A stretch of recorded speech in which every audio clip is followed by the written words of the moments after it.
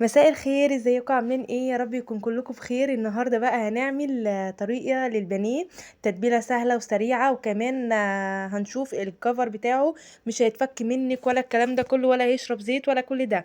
بصوا بقى، جبت بصلايه وبشرتها، حطيت ربع معلقه فلفل اسود وربع معلقه كمون، وحطيت ربع معلقه من السبع بهارات ورشه من الكركم ورشه من التوم البودر. تمام كده. لو عايزه تحطي توم صحيح حطي، بس احنا مش يعني الطعم هيبقى قوي جدا، فانا بحط رشه صغننه من التوم البودر.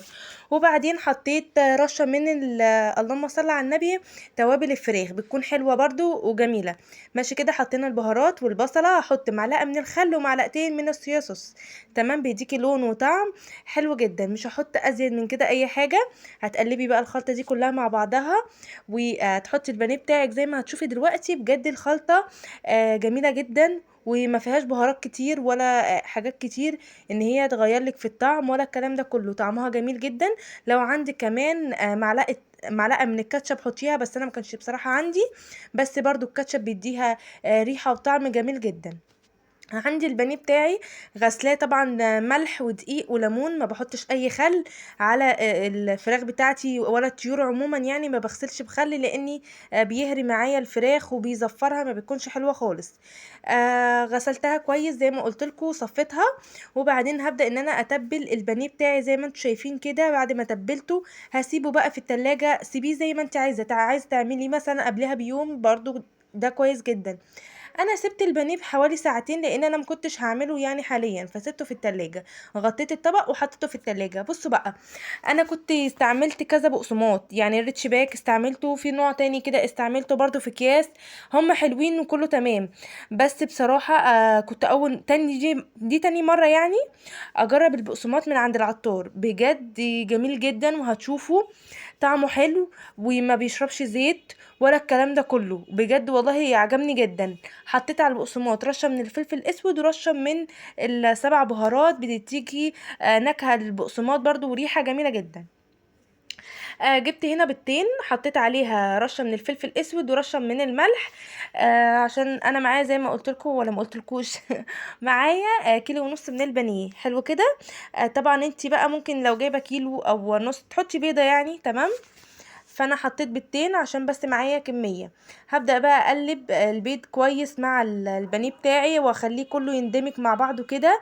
وهبدا ان انا اعمله بالبقسماط زي ما انتوا هتشوفوا. بجد البقسماط انا اول مره اجربه، بس حلو. فلو كده جربوه. عن الريتش باك برضو بيشرب معايا زيت، فاهمين؟ برغم ان انا ممكن مثلا احط معلقه دقيق، لا بلاقيه برضو كده. فلما جربت الدقيق ده البقسماط ده، بجد جميل جدا. هبدأ بقى ان انا اجيب البانيه بتاعي كده، وابدأ ان انا اعمله بالبقسماط. طبعا انت بتتكي كده بس عليه شوية عشان تتأكدي ان البقسماط بتاعك ماسك في البانيه. واهم حاجه لو جيتي كده تاخدي قطعه من الفراخ، لقيتي بصلايه او حاجه، شيليها كده يعني بالمستاكه بتاعتك او الشوكه. برغم ان ما تعملش ما بين البقسماط والفراخ بتاعتك يعني عازل، ان البقسماط ما يمسكش في البانيه بتاعك. فده برضو بيخلي البانيه ما يمسكش معاكي كويس، لان في عازل ما بينهم اللي هو مثلا بصل او حاجه، ده بيبقى عازل. فبيخلي الجافر بتاعك ما يمسكش برضو كويس. جبت بقى الزيت وهبدأ ان انا اقلي البانيه بتاعي زي ما انتم شايفين كده، نار عالية. وبعدين بعد اول مرة دي انا بعمل البانيه بتاعي. بعد اول مرة دي انا بوطي النار وبسيب كده الطاسة حوالي دقيقتين، ان الوضع يتاخد ان انا وطيت بس النار، عشان بعد كده اما اجي احط البانيه بتاعي يعني ايه ما يتحمرش على طول، ما يكونش استوى من جوه. فاهميني؟ بصوا بقى اتحمر معايا، اللون اللي هو الذهبي الجميل ده اللي كلنا بنحبه.